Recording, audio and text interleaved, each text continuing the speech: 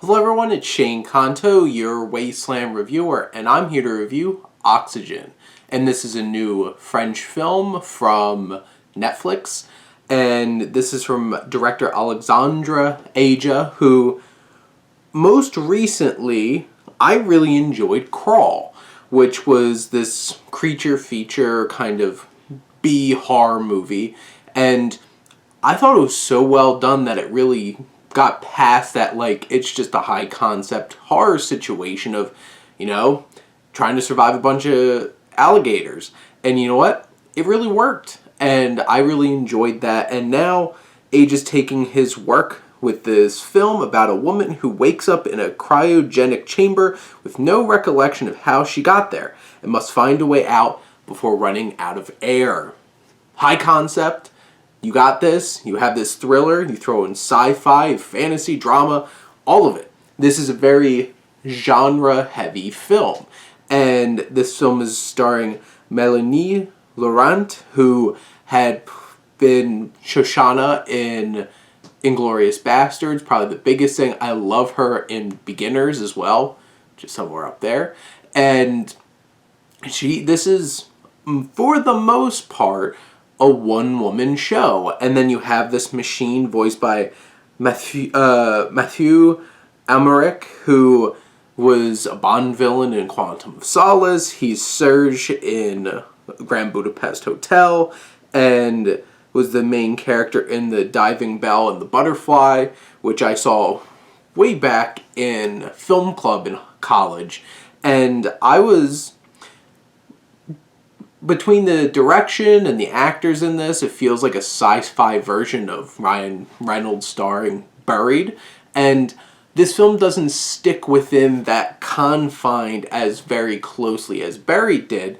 It ventures out, and I'll explain that in a bit, but this film is very high concept. This idea, it has a ticking bomb. It has this oxygen's going to run out. So you have that tension built in, and I felt like it could have been trimmed a bit, because this one reaches like an hour and 40 minutes. Buried's like an hour and 20 something, if I'm not mistaken.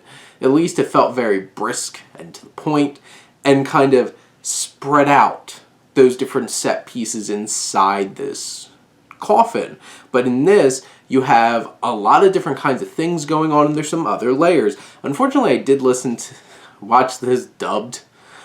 Not a great choice. Just, but from a technical standpoint, like, this film starts off with such a great title card, like, hook of this crazy maze with a mouse in it, and it pulls back, and it's O2 oxygen. Bam! There you go. That's the start of this film. There's our title. And, we open up in this cocoon, like, ripping open. She's desperately trying to get out, and this machine's basically, hey, you don't have a whole lot of air in here. And the film goes from there. It's very confined narrative, except there are some like flashbacks or memories that she's experiencing that does take us out of this little confined place. And later in the film, as threads start getting pulled, you start to realize where exactly she is. And it gets a little bit broader. There's some special effects. Not the greatest special effects, but they were probably wondering, like, hey, this is the main focus of the movie, not to spend a whole bunch of money on this. And this is a foreign film. It doesn't have, like, a huge Hollywood budget to it. And really, Laurent is just amazing. She does such an amazing job. The only way a film like this works is if the lead actor does a great job. Ryan Reynolds in Buried. And this film does so great, and it makes you not only deal with, like, the thrills that are going on in this cryo chamber and the running out of oxygen, things like messing up inside it. No, it also deals with she can't remember who she is, and she has all these memories, and she's trying to piece things together, and it starts having a lot of mystery. There's some bold transitions and editing in terms of how these scenes are going back and forth. There's one, like, 100% inspired by Psycho in terms of, like, the spiraling out, and then you realize as you're really spiraling out, you're back right into an eyeball coming out of the eyeball, out of the iris, and you're just like, whoa. Or, well, at least that's how I was. I just like turned to Jess and I'm just like, look at that!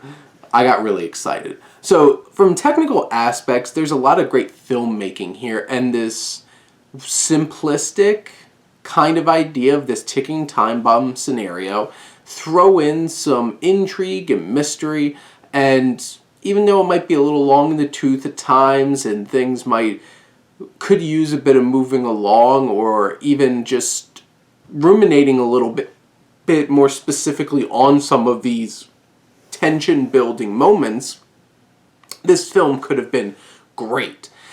But I really, really like it. And you know what? This is on Netflix. It's an easy stream. It's an hour and 40 minutes. It's right there. If you pay for Netflix, you're already paying like an arm and a leg. So might as well take advantage and go check out Oxygen. But those are my thoughts. Let me know what you think. And let's talk some movies. But thank you as always for tuning in and supporting your Wasteland Reviewer.